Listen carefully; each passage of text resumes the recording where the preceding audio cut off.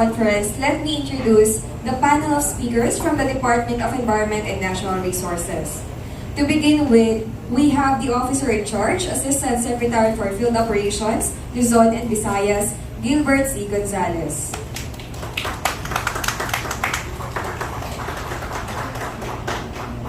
From the Regional Office, we have the Regional Executive Director for TENR National Capital Region, Jacqueline A. Cancan.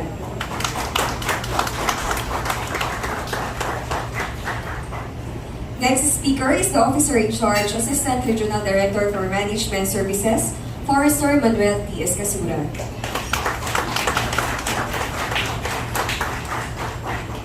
Furthermore, we have with us the Officer in Charge, Assistant Regional Director for Technical Services, Engineer Ignacio R. Almira Jr.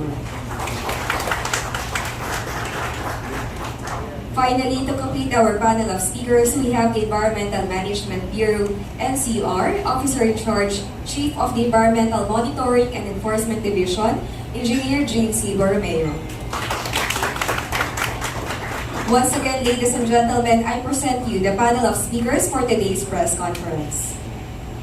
To begin, to give us the opening message on behalf of the Regional Director for EMB-NCR, Attorney Michael Drake P. Matias, let's give a round of applause for EMB-NCR OIC Chief of Environmental Monitoring and Enforcement Division, Engineer James C. Borromeo.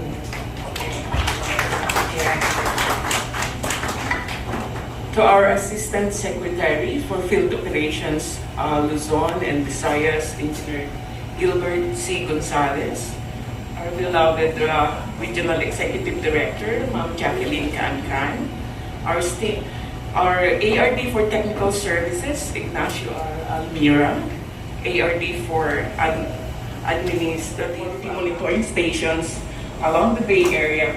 The measured coliform levels and other water pollution indicators were astronomical. We have areas we dub as billionaires and millionaires in terms of the measured most probable number of coliform per 100 milliliter of water. In the 2017 data, the fecal coliform level of one portion of the station measured 1.4 billion mpm for 100 ml. This high level of fecal coliform is why Manila Bay remains unsafe for bathing. Potential health risks abound for individuals exposed to this water, such as typhoid fever, viral and bacterial gastroenteritis, and hepatitis A. With the collaborative efforts of our local government units, other government agencies, our committed and dedicated Estero Rangers, and resilient river warriors, along with other interventions that has been introduced, a significant drop of fecal coliform levels were measured compared to that of 2017 data.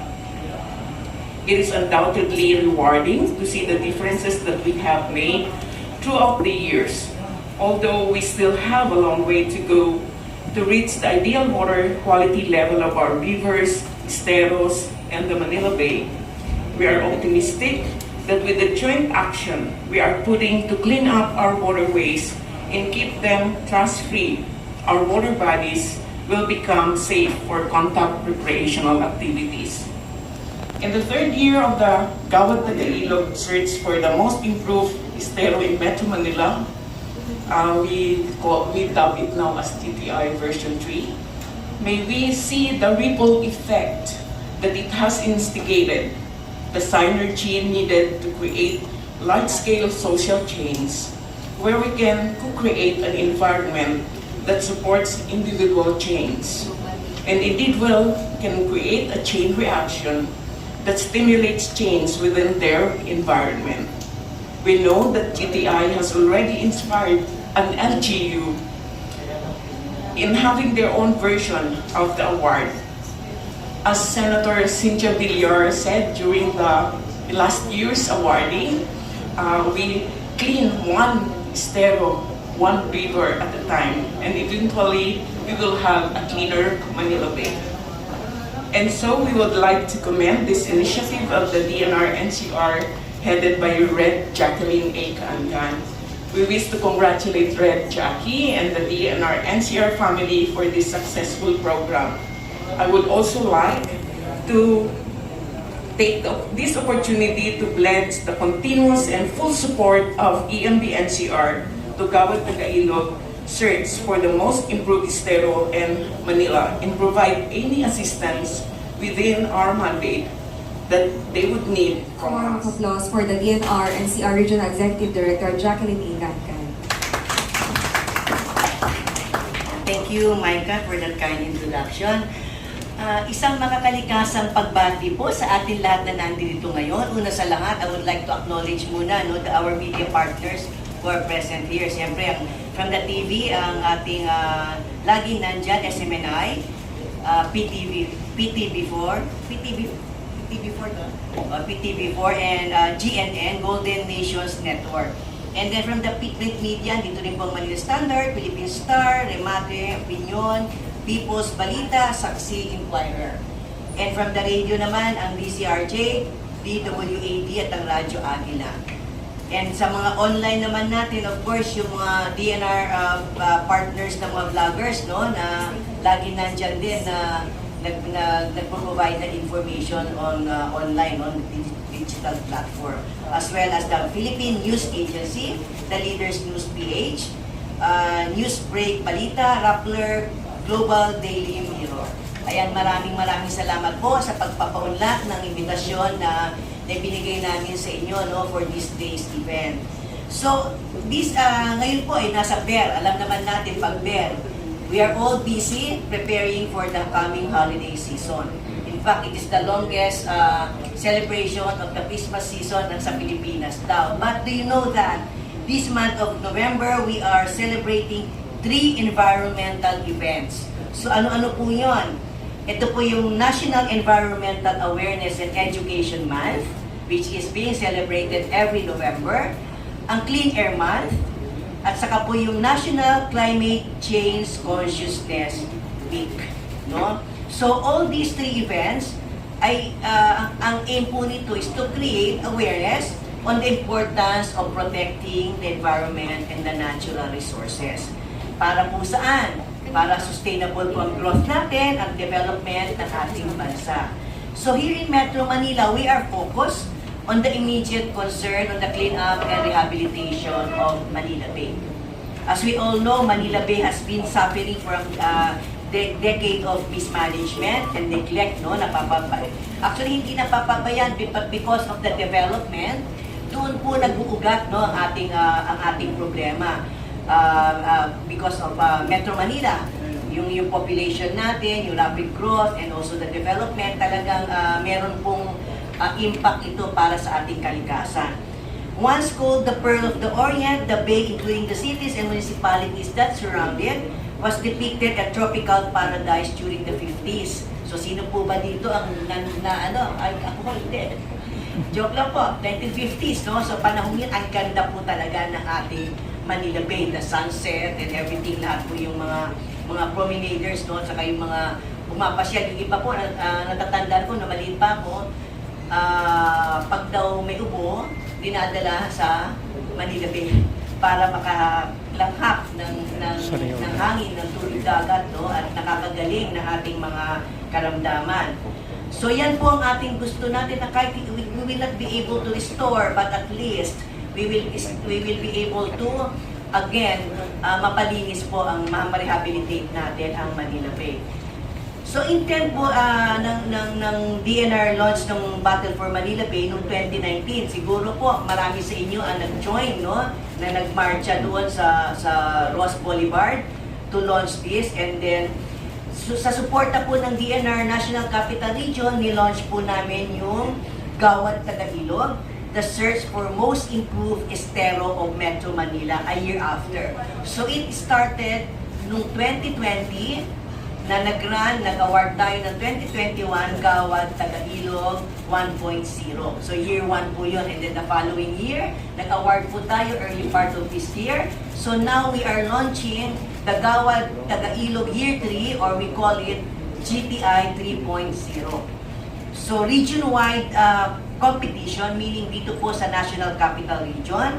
At nakakuha na po to, no, na nakapag steadily gain the support and participation of local governments, of Metro Manila and other stakeholders, at sumasama na rin po ang mga partners natin to support this, no.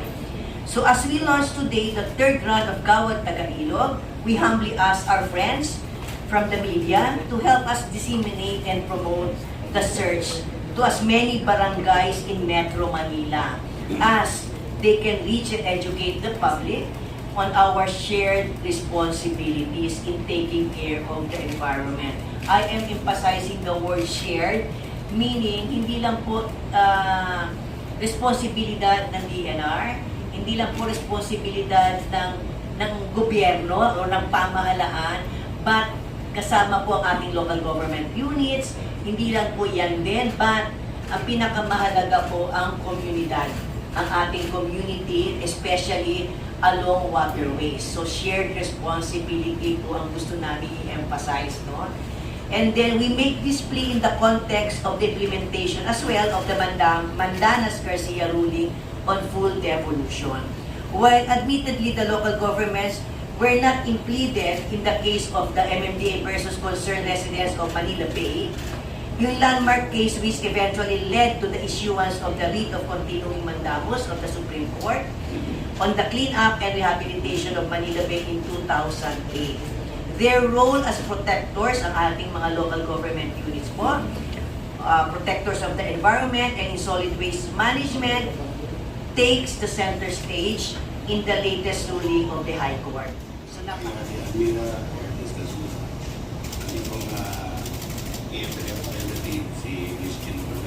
presenting Attorney Mike Matilas.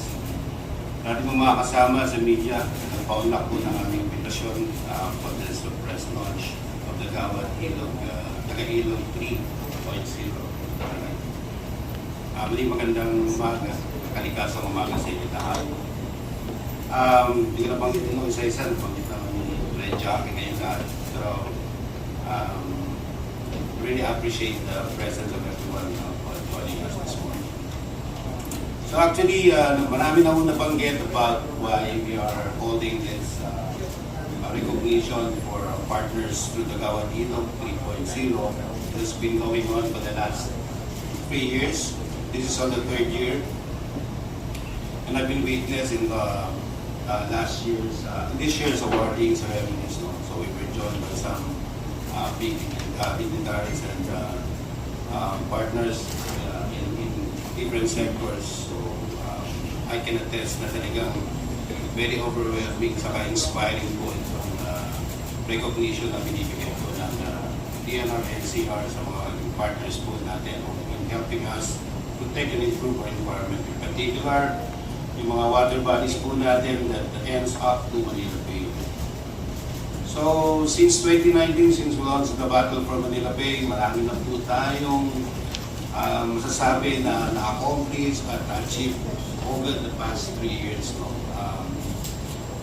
Marami po tayong mga documentation ginagawa niyan and we can show to everyone what are really the milestones. But just want to share some of the challenges that we really confronted. So, kagaya po na pamitilina, isa yung mga issue po natin ngayon, yung mga domestic sewage na galing po sa mga households. Actually, ito po ang pinakamalaking contributor po ng ating degradation ng ating mga rivers and tributaries that goes to Manila Bay. Much as we want to achieve talaga na ma-improve po yung water quality ng Manila Bay, but it has to start from the source.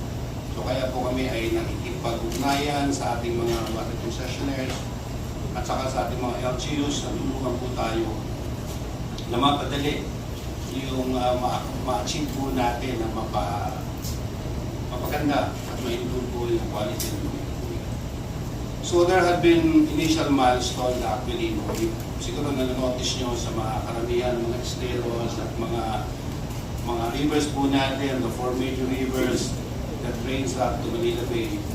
Malaki po na na-improve sa physical conditions po ng ating mga water bodies. And in fact, we are very giving much attention of involving the partners, the LGUs as our partners. In fact, in the previous administrations, we strengthened po yung ating mga sectoral offices. So the the DNR created the Metropolitan Environmental Office in the 4 sectors of NCR, yung North, South, East, and West. Meron po na tayong mga sub-office dyan, looking into the different concerns po that affects Manila Bay. So, we have assigned people there, then we have improved yung strengthened po yung ating mga regular programs, and we are closely working with the LGUs. In fact, meron po kami mga nilo-launch na mga interventions in addressing po yung mga domestic seaways with the water concessionaires, like what we started in Paranaque this year. So, Let's have the presentation of the Gawad Taga Ilog overview, and let's have a look at the winners of GTI and GTI 2.0 to be discussed by the DNR NCR Assistant Regional Director for Technical Services, Engineer Ignacio R. Almira Jr. Good morning, everyone. Sa mga kalikasang umaga sa ating lahat, I will be presenting to you the past winners and nominees of our novel project, itong Gawad Taga Ilog. But first and foremost, hayaan nyo akong i-discuss sa inyo kung ano ba itong Gawad Taga Ilog. So this has been in effect for the past 3 years, starting from 2020 to until now. For 2020 to 2021, we call that GT 1.0 or Gawad Taga Ilog 1.0. 2021 to 2022, GT 2.0. At sa ngayon, sa kasalukuyan, our National Capital Region, this surge aims to encourage the active participation of Metro Manila residents in the ongoing clean-up and rehabilitation of Manila Bay. So ang mga nanalo dito are chosen from the nominated waterways of the 16 cities and 1 municipality in Metro Manila. The nominated waterways are evaluated by a set of competent, reputable, and experienced board of judges, focusing mainly on the barangay compliance with laws on solid and liquid waste management, aesthetic improvements, participation of the local community in keeping the nominated waterway clean and trash-free, partnerships and innovations, and the positive impact on the community as a whole. Bakit nga ba tinawag natin itong Gawad Taga Ilog?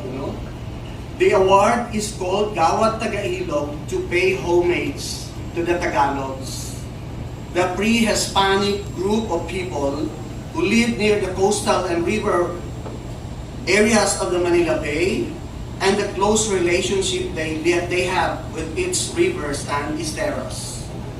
The word Tagalog, according to historians, is actually a contraction of Taga Ilog, meaning river dwellers.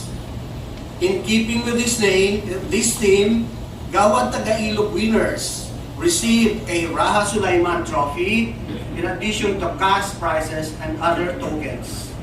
Sulaiman, according to records, is the first Tagalog chieftain who revolted against the Spanish rule. So, here are the winners and the nominees and winners of the past Gawad Taga Ilog, Gawad Taga Ilog 1.0 and Gawad Taga Ilog 2.0. For Gawad Taga Ilog 1.0, the nominees are Amorsolo Creek, located in Makati City, Tartar Creek, Las Piñas City, Ermitaño Creek, San Juan City, Estero de Paco in Manila,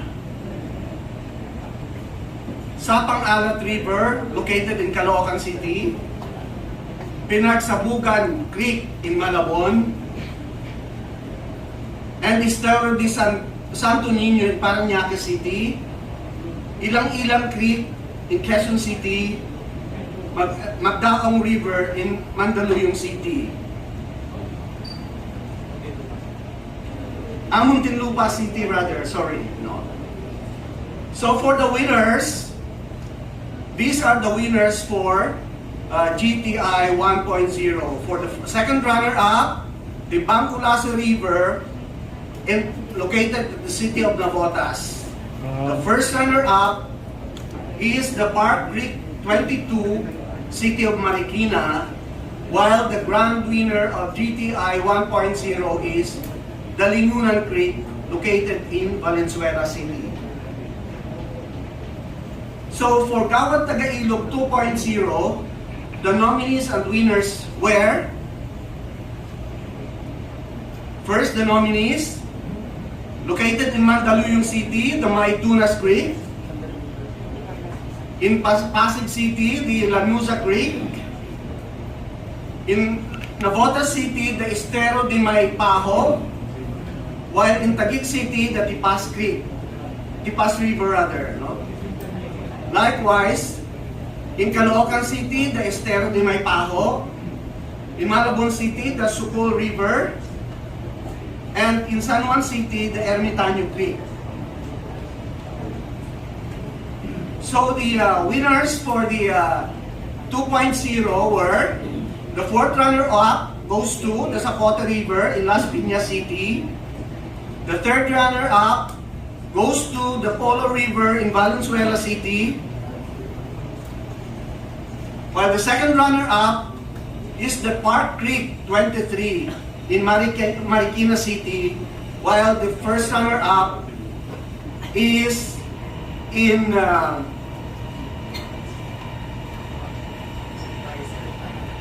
it's a tie rather, yes sir. It's a tie. No? In Makati City, the Tripa de Galina, and in Pasay City, the Estero, the Tripa de Galina, kasi dalawang location ng Tripa de Galina, nagtatraverse siya sa Pasay at saka sa Makati City. Yeah. While the grand winner of the GTI 2.0 is the Estero de San Miguel in Manila. So thank you very much. So alam po naman natin na for every contest there must be rules or guidelines and criteria for judging sino mananalo. So I'm going to present the guidelines and criteria for judging search for the most improved estero in Metro Manila. Sino at paano sumali dito sa ating contest? So all LGUs of Metro Manila are automatically qualified to join. The DNR National Capital Region, through its concerned Metropolitan Environmental Office, will send a formal invitation to the local chief executives of the 16 cities and 1 municipality in National Capital Region. The local chief executive or his duly designated representative shall be given time to nominate one estero or waterway within their jurisdiction and submit the same to DNR NCR using the Gawad Taga Ilog nomination form with geotag photos of the nominated waterway or estero. The estero nominated must at least be 500 meters in length, readily accessible for purposes of validation and documentation, and located exclusively with the LGU concerned. All nominated esteros will go through a screening process to be conducted by the Board of Judges with the assistance of the concerned Metropolitan Environmental Office. For the field validation, the Board of Judges will be joined with the concerned Mayor or Metropolitan Environmental Office and concerned local government. The search will run from November 2022 up to February 2023. The awarding ceremony will be held on March 22, 2023 in time with the celebration of World Water Day or World Water Day or Week. What are the criteria for judging?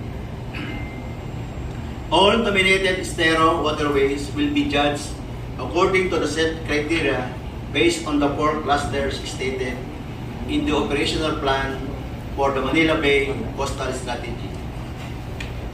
5 po yung criteria natin. 1, yung solid waste management constituting 25%, liquid waste management 15%, informal settlers and illegal structures management 15%, habitat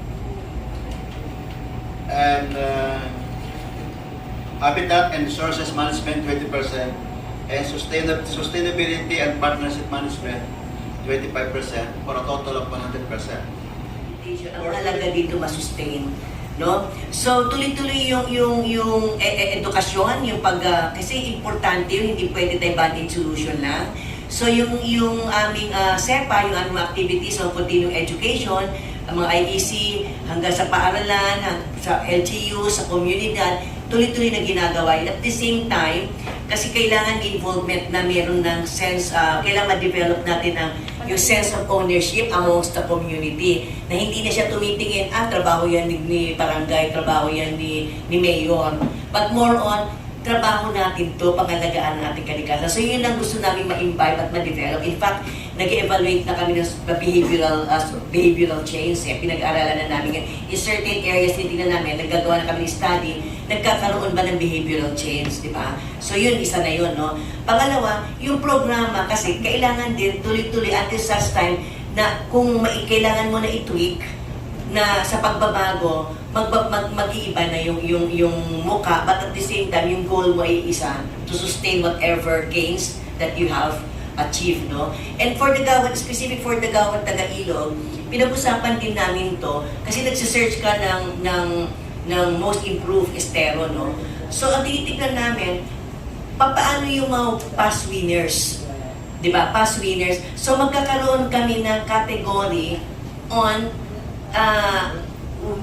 winner among the winners.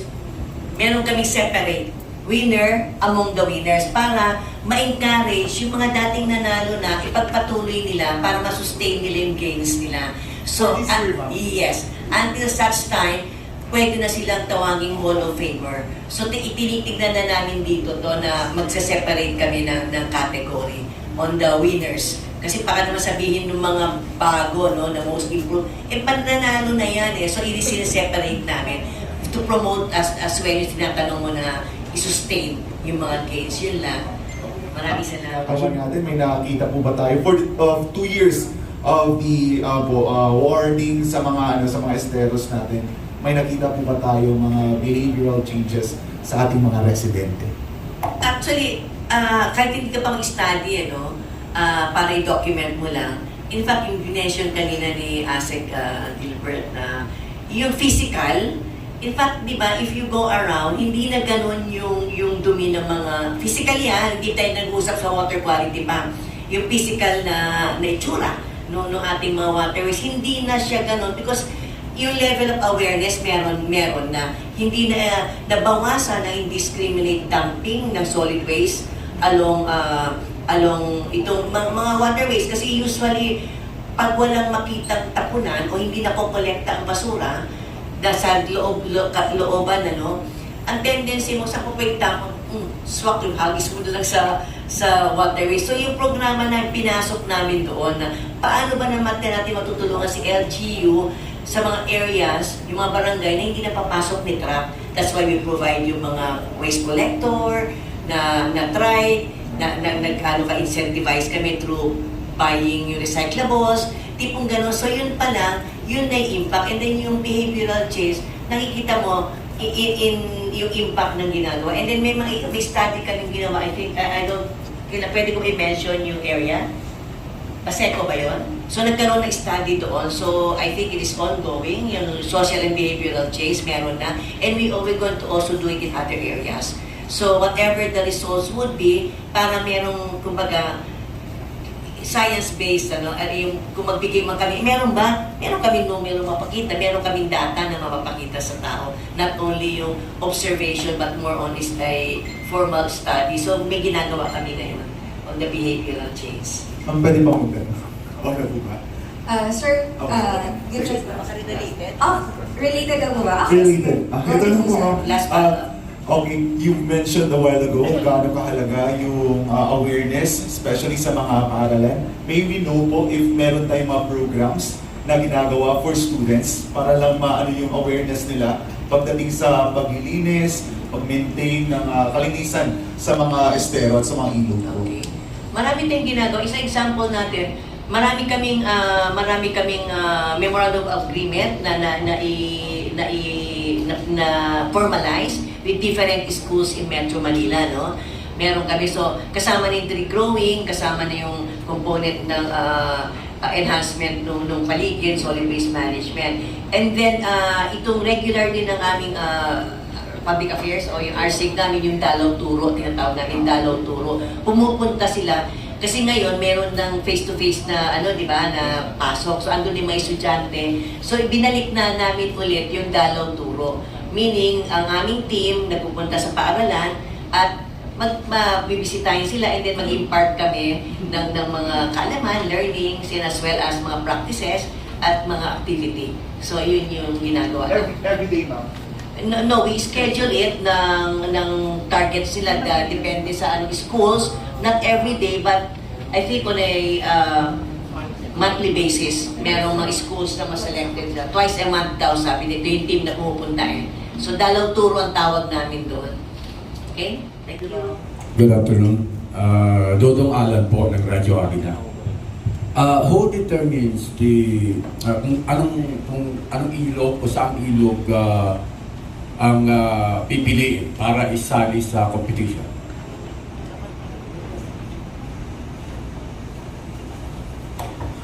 Actually, it's the local government kasi sila yung magsasubmit ng entry. So they identify kung alin yung ipapasok nila as entry. Parang yung nakikita nila na showcase doon sa kanilang lugar, na nakita nila yung nakalagay natin ng mga criteria, no? Yung may mga community involvement, and there's significant improvement talaga. Kaya nga, yung improvement talaga yung nakikita, no? Yung nakasama ako sa validation last year. So, masusurprise talaga kayo kung nakita mo na siya previously and then yung improvement na ginawa nila. Like for example, yung mga may na-recover silang easement para wag nang balikan. So, they transform it into a community vegetable garden, no? So, napakaganda po ng mga makikita nyo kung nakita nyo siya ng before and after. Okay, ang DENR na mismo ang mag-determine kasi natural lang sa mga LGUs, sasali nila yung maganda ng ilog eh. Pero kung ang LGU ang mamimili, kung akong LGU at gusto ko improve yung environment, pipiliin ko yung marumi. Qualified yung pasok doon sa sinasabi niyong luwag at laki. Para magsumikap ang LGU na maayos yung maruming ilog. Actually, itong contest na to, itong search na to, open talaga sa lahat ng local government units. No? Why we are giving it to the LGUs for them to see? Kasi sila yung may programa, no? We encourage them kasi yung sense of ownership. And then ang inaano din, most improved. So meron naman tayong documents na alam naman natin talagang waterways natin, yung precondition niya, no? So yung most improved, kaya nga meron tayong criteria validation at pinavalidate ng DENR. But siyempre yung LGUs, tama ka, no? Pipiliin nila yung but ang ano doon kasi, most improved nga. Ito yung ginawa ko to lahat based on the criteria. Diba? Ayan yung criteria. Meron ka nag-set up siya ng MRF. Natural, hindi niya ipupunta yung barangay na along waterways na walang MRF o walang MRS, yung material recovery system. Siyempre, hindi magkukwalify eh. So, pipili siya. Ito kasi may component ng MRF. So, magkukwalify siya. Ito, merong partners, may isang kumpanya negosyo dito, sinusuportahan ito. Diba? yung halimbawa sabihin natin, yung butika dito, isari-sari store ito, sinuporta itong barangay ito. So check sa criteria. So nag-elimination na din sila. In fact, meron ng LGUs because of the Gawad Taga Ilog, may LGUs na nag-adapt. In fact, pwede ko bang sabihin yun? Pwede. So hindi naman sikreto. Okay. So, Muntinlupa, meron silang Munting Ilog Award. Nag-spin off from here. So parang piniprepare na nila yung city nila na pag pinasok namin to, meron na kaming entry. Nagpa-contest na sila from within. Oo, parang may ganun na. Di ba? Oo, nagkaan na sila na. So, yun ang gusto natin, yung multiplier that the LGUs magka-create ng awareness and pwede ako magpa-compete here. Di ba? Amongst barangay. So, in fact, this is also kumbaga inspirasyon din ito dahil sa DNR din meron din yung mga improvement na mga urban park. In fact, nakukuha na rin kami mag-judge sa mga gulayan sa barangay. Pasig naman meron, gano'n. So na-invite din kami kasi sinusuportahan din namin yung mga a mixture of fruit-bearing trees tapos food crops. Na-invite din kami, nagpapakontest. So something like that, yung replication ng mga cities. So ang ganda, kasi yun naman ang bottom line nito, yun ang gusto natin ma-achieve is gumalaw si local government, yun si barangay. So yun po, sample ko lang po Muntinlupa, no? Tama po, Muntinlupa, meron sila.